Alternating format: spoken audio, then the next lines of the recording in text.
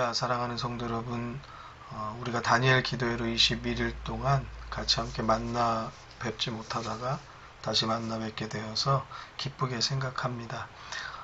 어느새 겨울입니다. 온도가 영하로 떨어지고 우리가 바깥으로 나가느라고 현관문을 열면 마치 냉장고 문이 열린 것처럼, 냉장고 속으로 들어가는 것처럼 그렇게 쌀쌀한 기운이 우리를 감쌉니다.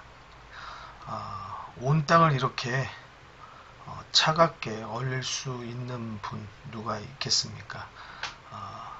하나님만이 하실 수 있으며, 또한 이 겨울의 계절을 맞이하면서 우리는 하나님의 살아계심을 다시 한번 몸으로 체감할 수 있는 것입니다. 오늘도 살아서 역사하시는 하나님과 동행하는 성도님들 되시기를 주님의 이름으로 축원합니다. 오늘은 잠언 37번째 잠언 11장 16절에서부터 시작합니다. 16절 말씀, 유덕한 여자는 존영을 얻고 근면한 남자는 재물을 얻느니라. 유덕하다, 이것은 사랑스럽다, 아름답다, 또 현숙하다, 이러한 뜻을 가집니다. 그냥 사랑스럽고 아름답고 현숙한 것이 아니고 도덕적으로도 바르고 특별히 종교적으로, 그러니까 하나님의 말씀 안에서 아름다운 사람, 현숙한 사람, 그러한 여인을 말하는 거죠. 겉모습으로 아름답고 겉모습으로 예쁘고 이러한 것을 말하는 게 아닙니다. 그러니까 하나님 안에, 말씀 안에 사랑스럽고 아름답고 지혜로운 여자는 존영을 얻는다, 영화로움을 얻는다, 또 honor, 영어 표현으로 honor, respect 이렇게 표현하고 있거든요. 그 말은 존경을 받는다 라는 말을 하고 있습니다. 다음 후반부에는 근면한 남자는 재물을 얻는다 라고 말하는데, 부지런해서 일하는 사람이 재물을 얻는 거, 이런 말씀으로 당연히 생각되는데, 영어 성경을 한번 찾아보니까 조금 다른 말씀입니다. 영어 성경 NASB, 그러니까 New American Standard Bible을 말하는데요. 여기 보면은 violent men attain riches라고 말하고 있는데, violent라는 뜻이 폭력적인, 난폭한, 격렬한, 맹렬한 이런 걸 말하고 있습니다. 그러니까 난폭하고 격렬하고 이런 사람, 이런 남자가 재물을 얻는다는 것을 뜻하는 거죠. 또 영어 성경에는 이제 NIV라는 성경이 있습니다. New International Version이라고 하는데, 여기에는 또 ruthless men gain only wealth 이렇게 나오는데요. ruthless는 못마땅한, 무자비한, 가차없는, 인정사정 없는 그런 뜻을 가지고 있습니다. 그러니까 이 근면한 남자가 재물을 얻는다라는 표현은 우리가 흔히 쉽게 그대로 보는 부지런하고 근면성실하고 이런 걸 말하는 건 아닌 것 같아요. 어떠한 것이냐? 폭력적이고 난폭하거나 뭔가 이 재물을 얻기 위해서 뭔가 무자비하고 가차없고 인정사정 없는 사람, 그러한 사람은 재물을 얻을 수 있다라는 것을 말하는데, 그 앞에 뭐가 나왔죠? 유덕한 여자, 그러니까 사랑스럽고 아름답고 현숙한 사람은 존영을 얻고 존경을 받는다라고 하잖아요. 그러니까 이것과 같이 지금 여자와 남자를 대비하고 있고, 또 존경과 재물을 대비하고 있어요.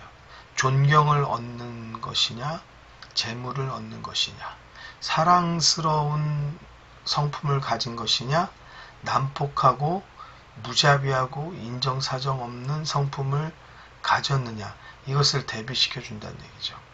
그러니까 우리들의 사는 삶의 방식이 다 틀리지 않습니까? 어떤 사람은 그 존중받고 존경받는 걸 중요하게 생각하는 사람이 있는가 하면, 어떤 사람은 돈의 가치를 두고 그것에는 아주 무자비하고 인정사정 없는 그런 삶의 방식을 가진 사람도 있단 말이죠.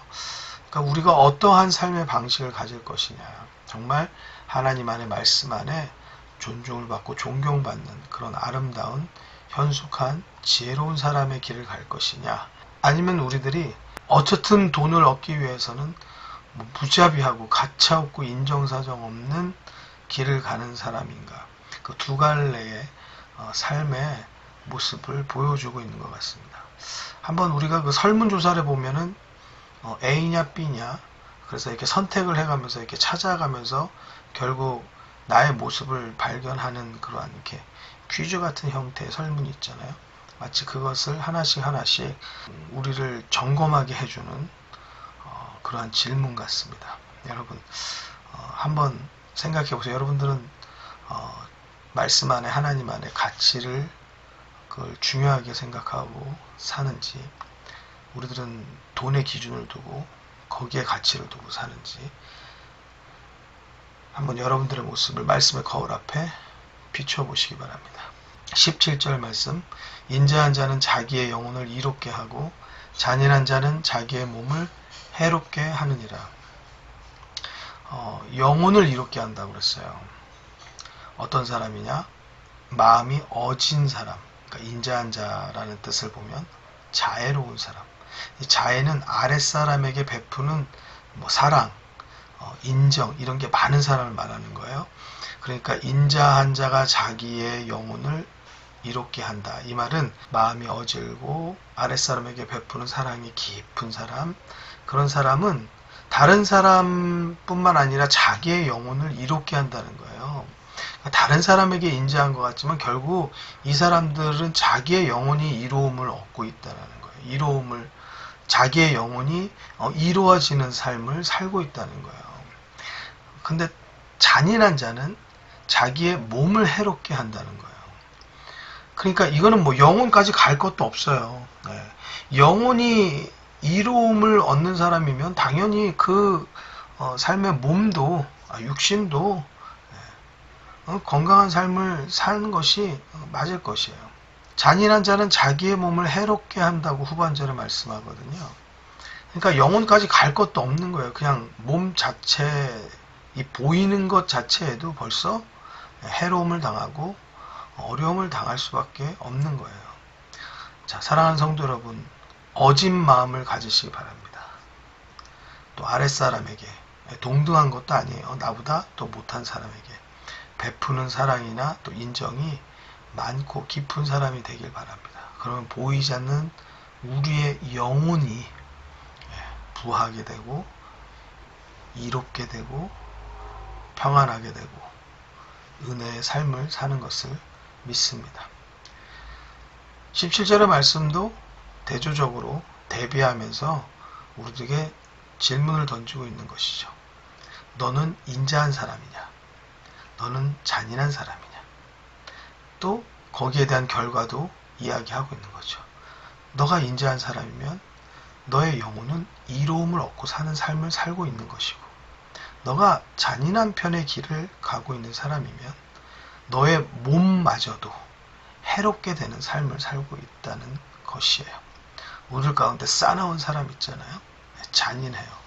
그 다른 사람들이 그 사람 오면은 막 조금 불편해하고 또 고개 숙여주고 벌벌 키고, 그러니까 자기가 뭐가 된 것 같지만 성경은 우리들에게 말해요.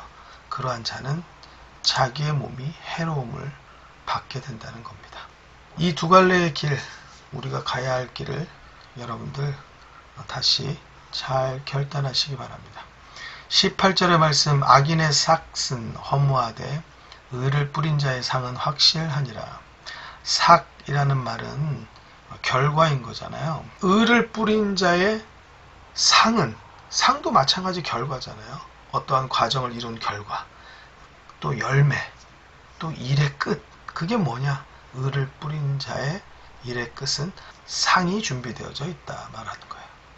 근데 우리는 그 장래의 우리의 일의 끝, 열매를 바라봐야 되는데 자꾸 지금 현재의 그들의 과정을 봐요.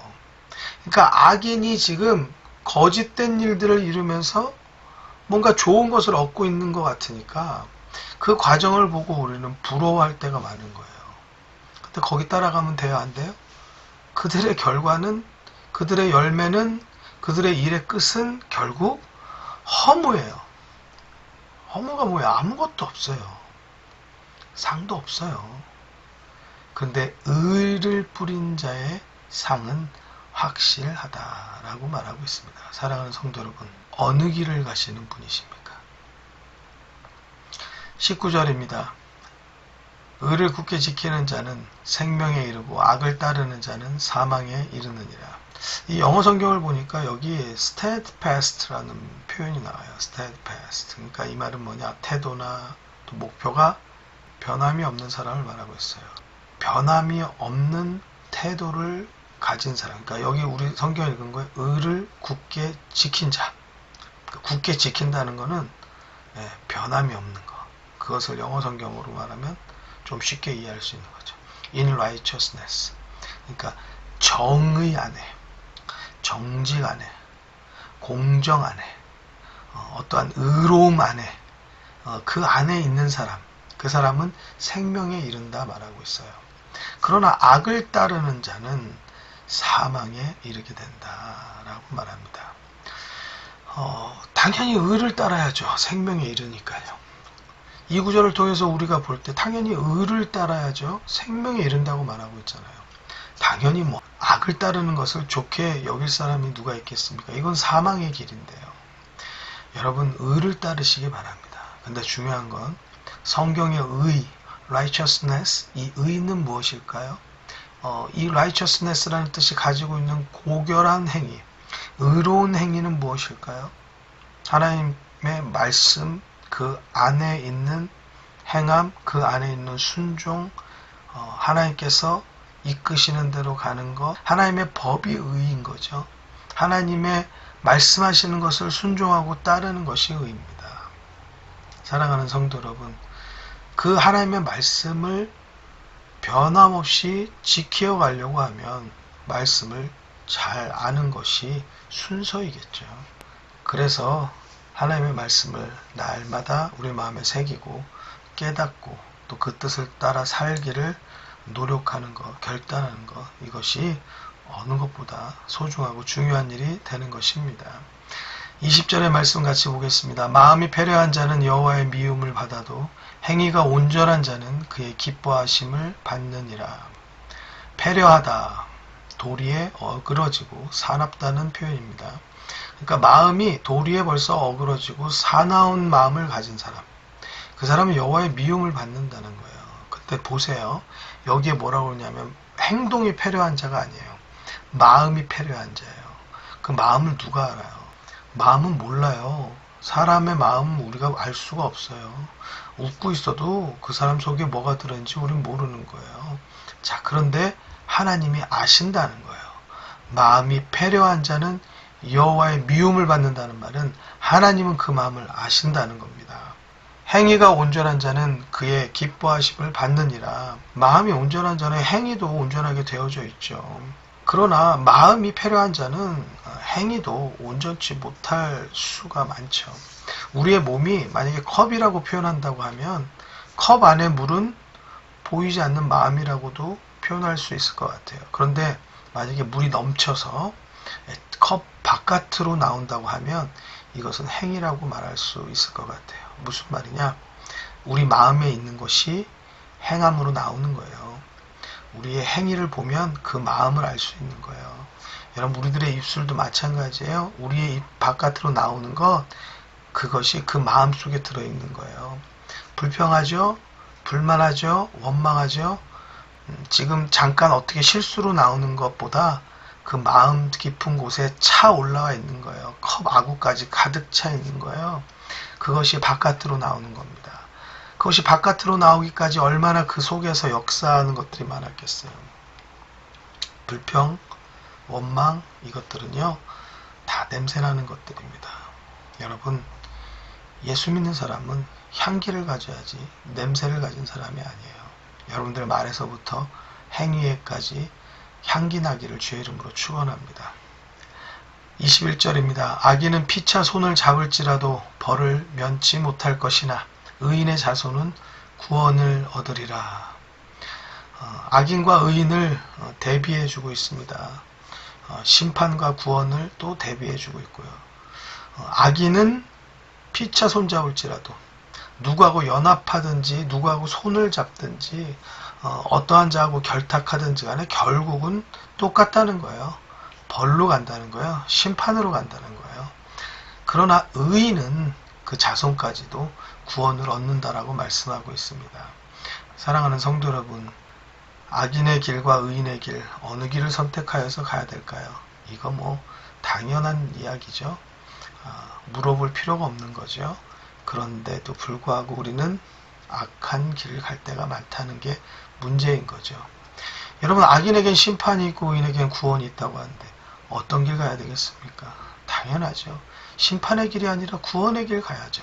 그런데도 불구하고 우리는 심판의 길, 악인의 길을 따라 살 때가 많다는 게 우리들의 모습입니다.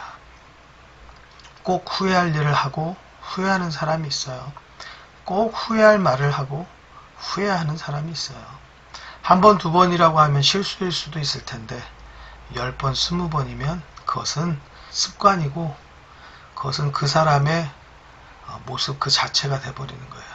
여러분, 답은 쉽습니다. 똑같은 일과 똑같은 말, 잘못된 것이면 반복하지 않으면 되는 겁니다. 그런데 그것을 인지하지 못하고 깨닫지 못하고 바꾸지 못하여서 사는 사람들이 무수하게 많습니다. 여러분, 혹시 우리가 그 사람은 아닌지 우리도 우리의 모습을 자신하지 말고 돌아볼 수 있어야 합니다. 그래서 우리에게 성경이 중요해요. 말씀이 중요해요. 왜냐? 말씀이 우리의 거울이 되거든요. 우리가 오늘도 이 말씀 앞에서 정직하게 바르게 서서 나의 잘못된 것은 고쳐내고 바꿔내는 그러한 믿음의 성도가 되어야 할 줄 믿습니다. 바꾸지 않으면 변화가 없어요. 또한 바꾸지 않아서 계속적으로 날마다 후회되어지는 여러 가지 곤란의 일들, 어려움의 일들, 비난의 일들, 후회, 이거 계속될 것입니다.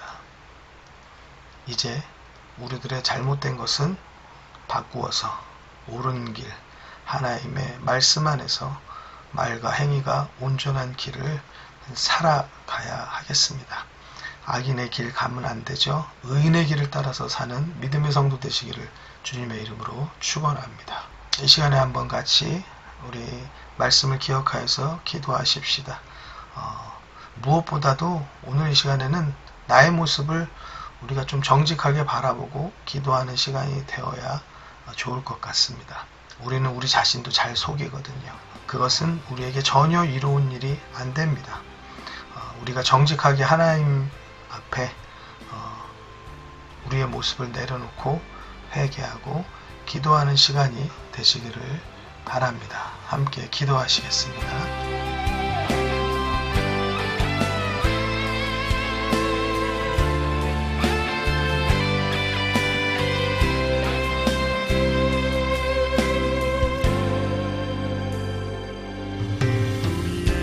소원이 하나 있네.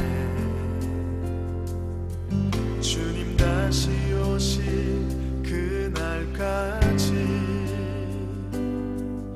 우리 가슴에 새긴 주의 십자가 사랑, 나의 교회를 사랑케 하네. 주의 교회를 향한 우리 마음, 희생과 포기와 가난과 고난, 하물며 죽음조차 우릴 막을 수 없네.